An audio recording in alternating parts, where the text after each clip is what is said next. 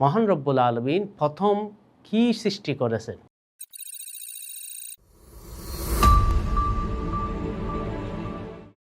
আসসালামু আলাইকুম ওয়া রাহমাতুল্লাহি ওয়া বারাকাতুহু।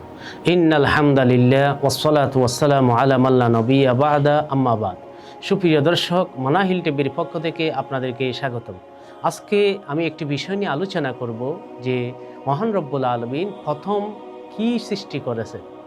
সাধারণত অনেকে বলে থাকে যে একটা মুসান্নাফ আব্দুর রাজ্জাকের একটা হাদিস দিয়ে অনেকে বলে থাকেন যে জাবের রাদিয়াল্লাহু তাআলা আনহুকে লক্ষ্য করে নবী সাল্লাল্লাহু আলাইহি ওয়াসাল্লাম বলেছেন, ইয়া জাবির ইন্নাল্লাহা খালাকা ক্বাবলাল আশিয়া নূরা নবিয়্যিক, যে আল্লাহ রাব্বুল আলামিন, হে জাবির, সর্বপ্রথম সমস্ত বস্তুর সৃষ্টির আগে তোমার নবীর নূরকে সৃষ্টি করেছে।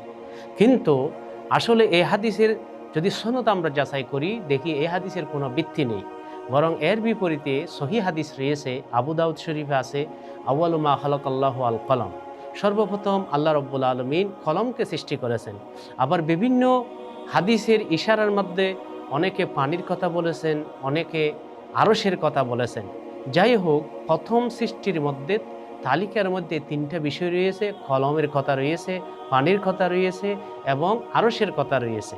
কিন্তু এই আল্লাহ রাব্বুল আলামিন কলম সৃষ্টির বা তকদির লিখার প্রায় 50,000 বছর পর আল্লাহ রাব্বুল আলামিন আসমান জমিন সৃষ্টি করেছেন।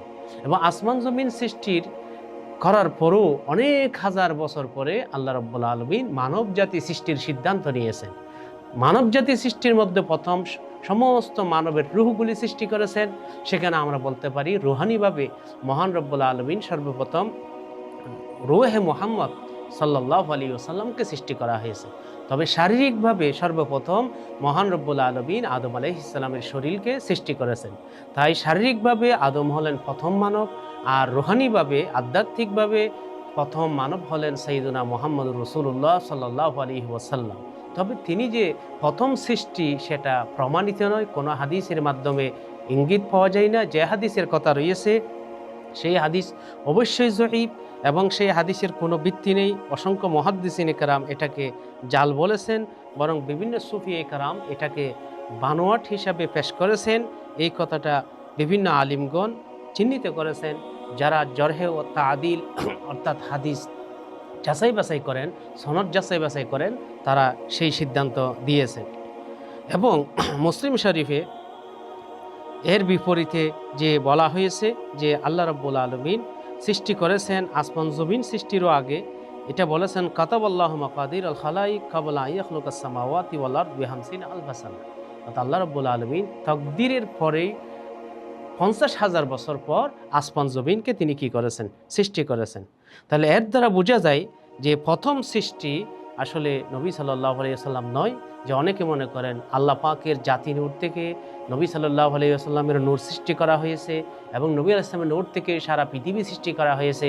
এগুলি জাল হাদিস এবং এগুলার উপর কোনো ভিত্তি করে কথা বলা যাবে না, বরং সহিহ বর্ণনাগুলি হলো এর বিপরীতে। এবং আল্লাহ রাব্বুল আলামিন তো কোরআন শরীফে বলেছেন যে সমস্ত প্রাণীদেরকে পানি থেকে সৃষ্টি করেছেন। যেমন কোরআন শরীফে আল্লাহ রাব্বুল আলামিন বলেছেন যে ওয়াজআলনা মিনাল মাই কুল্লা শাইইন হাইয়িন আফালা ইউমিনুন, যে আমি প্রত্যেক জীবিত বস্তুকে পানি থেকে সৃষ্টি করেছি, যদিও তোমরা বিশ্বাস করো না। তাহলে এখানে বোঝা যাচ্ছে জীবিত বস্তুর ব্যাপারে, প্রাণ বিশিষ্ট বস্তুর ব্যাপারে আল্লাহ রাব্বুল আলামিন স্পষ্ট করেছেন সবগুলিকে তিনি পানি থেকে সৃষ্টি করেছেন। তা আমাদের নবী সহ সমস্ত আম্বিয়া কেরাম তো জীবের অন্তর্ভুক্ত, সুতরাং তাদেরকেও পানি দিয়ে সৃষ্টি করা হয়েছে। এটাই এই আয়াতের মাধ্যমে প্রমাণিত হয়। সুপ্রিয় দর্শক, আমাদের সাথে থাকার জন্য আপনাদেরকে ধন্যবাদ। আসসালামু আলাইকুম ওয়া রাহমাতুল্লাহি ওয়া বারাকাতুহু।